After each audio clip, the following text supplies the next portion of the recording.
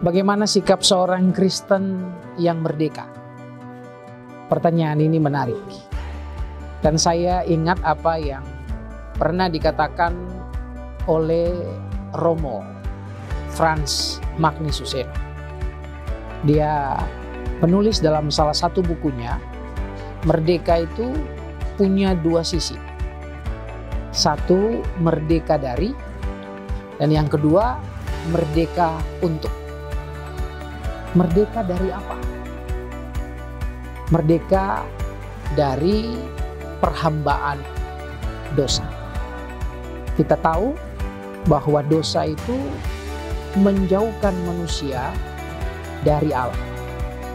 Dosa menyebabkan relasi antara seorang manusia dengan Allah terputus, relasi dengan sesama juga putus, bahkan relasi dengan dirinya sendiri menjadi terputus. Karena keterputusan relasi ini, orang kemudian hidup dalam perhambaan. Jadi hamba uang, jadi hamba seks. Ya.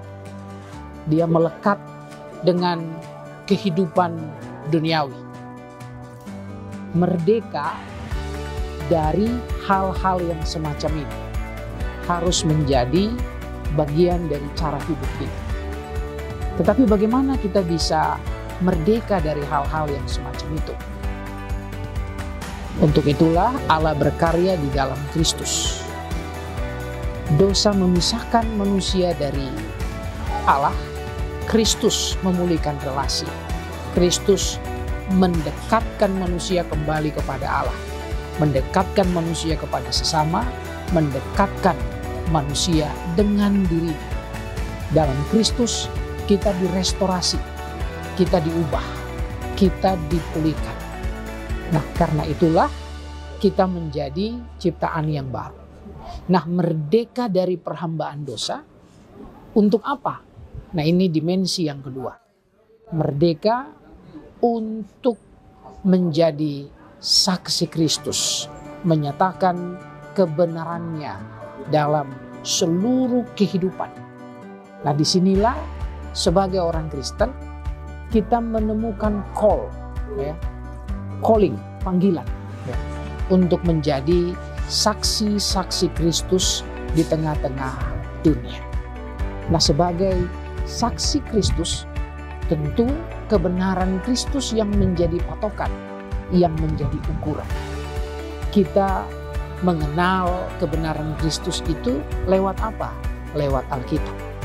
Ini firman yang tertulis. Sebagai seorang Kristen yang sungguh-sungguh merdeka, kita menundukkan ya, pikiran kita pada pikiran Kristus. Dan apa yang tertulis dalam firman itu yang mau kita hidupkan. Nah, karena itulah yang kedua, orang Kristen yang merdeka itu dia hidup dengan kualitas. Dia hidup dengan keunggulan. Kenapa? Karena dia mesti menjadi contoh, menjadi teladan. Nah, karena itulah Yesus pernah katakan kepada murid-muridnya dan juga kepada kita hari ini bahwa kamu adalah garam, kamu adalah terang. Garam dan terang itu memperlihatkan kualitas ya.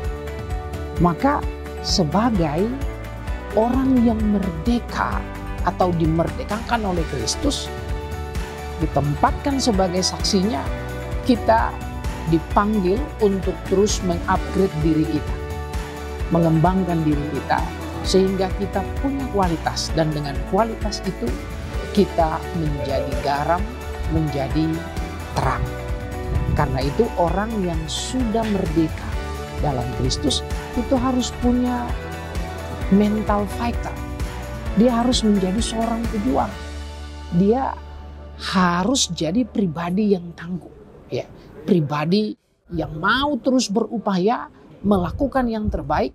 Kalau dia gagal, ya dia coba lagi. Kalau dia jatuh, dia bangun lagi.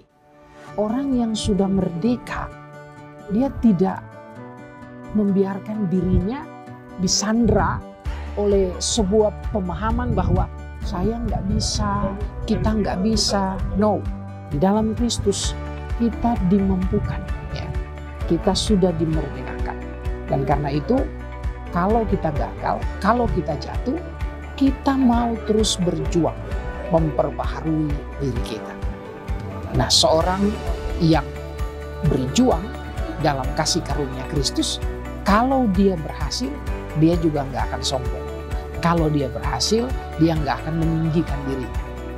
Karena itu, salah satu kualitas yang juga harus dimiliki oleh orang yang sudah merdeka adalah dia memiliki kerendahan hati.